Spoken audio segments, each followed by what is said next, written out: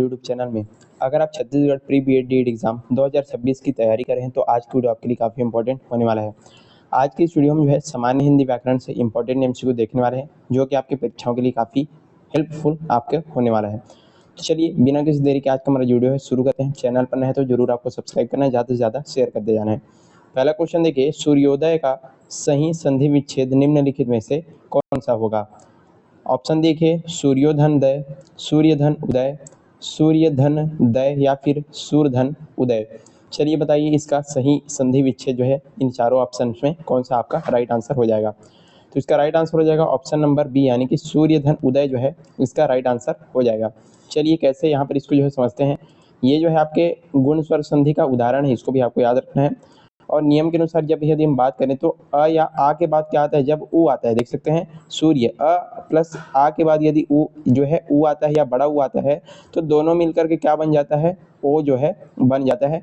इसी कारण से आपका सूर्यधन उदय क्या हो जाएगा, सूर्योदय यहाँ पर बनता है। ऑप्शन नंबर बी इसका जो है राइट आंसर हो जाएगा। तो इसी तरीके से पूरे व्याख्या के साथ सभी चीजों को समझने वाले हैं। चलिए अगला क्वेश्चन देखिए, रातों रात शब्द में जो है निम्नलिखित में से कौन सा समास है, आपको यहाँ पर पहचानना है। ऑप्शन देखिए, अव्ययी भाव समास, तत्पुरुष समास, द्विगु समास द्वंद्व समास या फिर बहुब्रीहि समास। तो चलिए बताइए रातों रात में जो है कौन सा समास है? तो इसका काफी सरल आंसर हो जाएगा, राइट आंसर हो जाएगा ऑप्शन नंबर ए, यानी कि आपका अव्ययी भाव समास इसमें हो जाएगा। कैसे क्यों होता है अव्ययी भाव समास? तो जब किसी वाक्य में एक ही शब्द की बार बार जो है आवृत्ति होती है वहां पर आपका अव्ययी भाव समास होता है।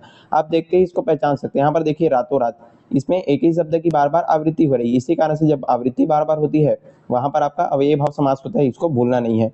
रातों रात का विग्रह रात ही रात में यहाँ पर होता है। यदि हम इसका समास विग्रह करें तो क्या होगा, रात ही रात में। और इसी तरह से अन्य वर्ड्स जो है आपको और देखने को मिल जाएंगे, हाथों हाथ, दिनों दिन, इसी तरह के जो वर्ड्स हैं आपको देखने को यहाँ पर मिल जाएंगे। तो आपको समझ जाना है आपका कौन सा समास हो जाएगा, अव्ययी भाव समास यहाँ पर हो जाएगा। चलिए अगला क्वेश्चन यहाँ पर देखते हैं, निम्नलिखित में से कौन सा जो अग्नि का पर्यायवाची शब्द नहीं है आपको पूछा जा रहा है। ऑप्शन देखिए, पावक, अनल, अनिल, हुताश। तो इसमें से कौन सा जो है अग्नि का पर्यायवाची शब्द नहीं है, आपको बताना है। तो चलिए बताइए इसका राइट आंसर क्या हो जाएगा? तो इसका सही आंसर हो जाएगा ऑप्शन नंबर सी, यानी कि जो अनिल है वो आपके अग्नि का पर्यायवाची शब्द नहीं है। क्यों? क्योंकि अनिल का अर्थ क्या होता है, हवा या फिर वायु होता है। जबकि जो बाकी तीनों आपके पावक, अनल और हुताश, ये सभी के सभी आपके क्या हैं, अग्नि के पर्यायवाची शब्द हैं। परीक्षा में अक्सर जो है अनल आग और अनिल हवा में जो है वहाँ पर जो बच्चे हैं गलती कर लेते हैं। तो इसको आपको समझना है कि अनिल मतलब क्या होता है, अनिल का मतलब होता है हवा और अनल का मतलब होता है आग। तो इस तरह से आपको इसको थोड़ा सा ध्यान में रखना है। चलिए आगे बढ़ते हैं, अगला क्वेश्चन देखिए, जो मापा ना जा सके इस वाक्यांश के लिए एक सही शब्द क्या होगा? एक वर्ड आप जो है क्या यूज करेंगे जिसको हम माप नहीं सकते? अपरिमेय, अमापित, अनपेक्षित या अनुपम। तो चलिए बताइए कौन सा इसका राइट आंसर हो जाएगा? तो इसका सही आंसर हो जाएगा ऑप्शन नंबर ए, यानी कि अपरिमेय जो है इसका राइट आंसर हो जाएगा। जो मापा ना जा सके उसके लिए अपरिमेय वर्ड जो है यूज किया जाता है।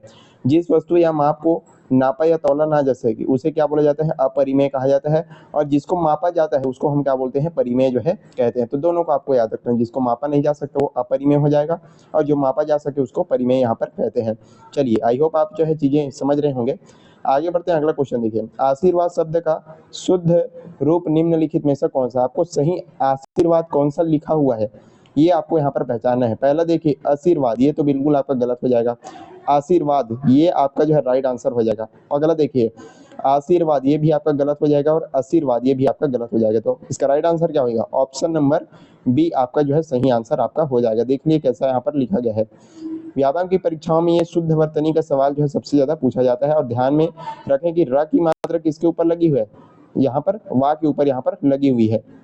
और इस तरह से आशीर्वाद आपका जो है यहाँ पर सही हो जाएगा, ऑप्शन नंबर बी। चलिए अगला क्वेश्चन देखिए, छठवां नंबर, अंगूठे पर मारना मुहावरे का सही और सटीक अर्थ जो है क्या होता है? ऑप्शन देखिए, बहुत अधिक चोट पहुंचाना, किसी बात की परवाह न करना, नगण्य समझना या फिर अंगूठे से इशारा करना या बहुत मेहनत का काम करना। तो इसका राइट आंसर क्या हो जाएगा? इसका राइट आंसर हो जाएगा ऑप्शन नंबर बी, यानी कि किसी बात की परवाह न करना जो है इसका राइट आंसर हो जाएगा। जब कोई व्यक्ति किसी चीज या किसी की बातों का बिल्कुल भी महत्व नहीं देता या परवाह नहीं करता या उसकी चिंता नहीं करता तो उसे अंगूठे पर मारना या परवाह न करना यहाँ पर कहा जाता है। आपको इसको याद रखना है। चलिए अगला क्वेश्चन देखिए, अगला क्वेश्चन यहाँ पर है कि अनुराग का सही और सटीक विलोम शब्द क्या होगा, यहाँ पर आपको पूछा जा रहा है किसका, अनुराग का विलोम शब्द जो है क्या हो जाएगा। चलिए बताइए, प्रेम होगा, विराग होगा, नफरत होगा या फिर वैराग्य होगा। तो चलिए बताइए इसका राइट आंसर क्या हो जाएगा।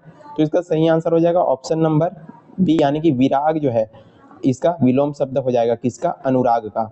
अनुराग का अर्थ होता है किसी के प्रति प्रेम या फिर लगाव, और ठीक इसके विपरीत यानी कि उल्टा क्या हो जाएगा, विराग। विराग का अर्थ होता है उदासीन या लगाव न होना। तो अनुराग का विलोम शब्द विराग आपको याद रखना है। आगे बढ़ते हैं, अगला क्वेश्चन। और हमारे चैनल पर जो है आपकी परीक्षाओं की तैयारी के लिए अन्य सब्जेक्ट के ऊपर जो है वीडियो जो है डल चुका है, आप जा करके देख सकते हैं और अपनी तैयारी को बेहतर मजबूत यहाँ पर कर सकते हैं। चलिए अगला क्वेश्चन देखिए, उत्कर्ष शब्द में किस उपसर्ग का प्रयोग यहाँ पर किया गया है। ये तो काफी आपके लिए इजी क्वेश्चन हो जाएगा। उ उपसर्ग, उन उपसर्ग, उत उपसर्ग या फिर उक उपसर्ग का, कौन से उपसर्ग का प्रयोग किया गया है उत्कर्ष में। तो चलिए बताइए इसका राइट आंसर क्या हो जाएगा। तो इसका राइट आंसर हो जाएगा ऑप्शन नंबर सी, यानी कि उत का यहाँ पर क्या किया गया है, उपसर्ग का प्रयोग किया गया है। कई बच्चे सीधा क्या लगा देंगे, वो उपसर्ग पर टिक लगा देंगे, लेकिन आपका क्या हो जाएगा, गलत हो जाएगा। यहाँ पर जो है उत, और उत में यहाँ पर देख सकते हैं तम यहाँ पर हलंत लगा हुआ है, तो ये आपका जो है राइट आंसर हो जाएगा। यहाँ पर जो है देखिए उत उपसर्ग और कर्ष मूल शब्द के योग से यहाँ पर बना हुआ है। उपसर्ग वे शब्दांश होते हैं जो शब्द के पूर्व में जुड़ करके उसका जो अर्थ है उसको बदल देते हैं, तो इसको आपको जो है ध्यान में रखना है। चलिए आगे देखते हैं, अगला क्वेश्चन देखिए, निम्नलिखित में से कौन सा जो है तत्सम शब्द का उदाहरण है, आपको यहाँ पर पूछा जा रहा है। तत्सम तद्भव जो है दो चीजें आपने लोगों ने पढ़ा होगा, तो तत्सम शब्द का यहाँ पर उदाहरण आपको पूछा जा रहा है। आम, दूध, अग्नि और हाथ। तो चलिए बताइए, काफी इजी क्वेश्चन है, आप जो है इसको जवाब जो है जल्दी दीजिएगा। इसका राइट आंसर क्या हो जाएगा। तो इसका राइट आंसर हो जाएगा ऑप्शन नंबर सी, यानी कि जो है अग्नि क्या हो जाएगा आपका तत्सम शब्द हो जाएगा। जो संस्कृत के जो शब्द बिना किसी बदलाव के जो है हिंदी में उपयोग किए जाते हैं, ज्यों का त्यों उपयोग किया जाता है, उसको हम क्या बोलते हैं, तत्सम शब्द बोलते हैं।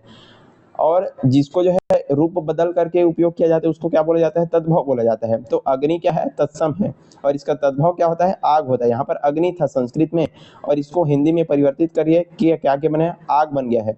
और बाकी सब तीनों क्या है आपके तद्भव है, जैसे कि आम और दूध और हाथ, ये सारे के सारे आपके कौन से वर्ड हो जाएंगे, तद्भव हो जाएंगे। तो आपको इसको याद रखना है। आगे क्वेश्चन देखते हैं, अगला क्वेश्चन यहाँ पर देखिए, लड़का पेड़ से गिरा, इस वाक्य में से किस कारक का विभक्ति चिन्ह है, आपको यहाँ पर पूछा जा रहा है। चलिए ऑप्शन देखिए, करण कारक, अपादान कारक, संप्रदान कारक या फिर कर्म कारक। तो से जो है किसका विभक्ति चिन्ह होता है, तो इसका राइट आंसर क्या हो जाएगा, ऑप्शन नंबर बी, यानी कि अपादान कारक का ये जो है विभक्ति चिन्ह होता है। अपादान का विभक्ति चिन्ह होता है से या फिर के द्वारा। तो जब किसी वाक्य में किसी वस्तु या व्यक्ति का किसी स्थान से अलग होने का भाव पैदा होता है, वहां पर आपका क्या होता है, अपादान कारक यहाँ पर होता है। और यहाँ लड़का पेड़ से अलग हो रहा है ना, लड़का पेड़ से गिर करके क्या हो रहा है, अलग हो रहा है, इसी कारण से यहाँ का कौन सा हो जाएगा, अपादान कारक हो जाएगा। इसका और एक उदाहरण देख लेते हैं, पेड़ से पत्ते गिरते हैं, पेड़ से जो पत्ता है वो गिर करके क्या हो रहा है, अलग हो रहा है, ये भी आपका क्या हो जाएगा, अपादान कारक हो जाएगा। तो इस तरह से चीजों का आपको समझना है। और कारक को यदि आप अच्छे से समझना चाहते हैं, उसका भी वीडियो आप हमारे चैनल पर जाकर के देख सकते हैं, पूरे ट्रिक और व्याख्या के साथ सभी चीजों को यहाँ पर बताया गया है। और यहीं पर आज का हमारा जो वीडियो समाप्त होता है। हमने काफी इंपॉर्टेंट जो हिंदी व्याकरण के जो क्वेश्चन है आपको बता दिए। आई होप आपको सारी चीजें अच्छे से समझ में आ गई होगी। वीडियो पसंद आए तो लाइक करना, ज्यादा से ज्यादा शेयर करना, और चैनल पर नए तो जरूर आपको सब्सक्राइब कर लेना है। चलिए आज के लिए बस इतना ही, पढ़ते रहिएगा। Thank you so much.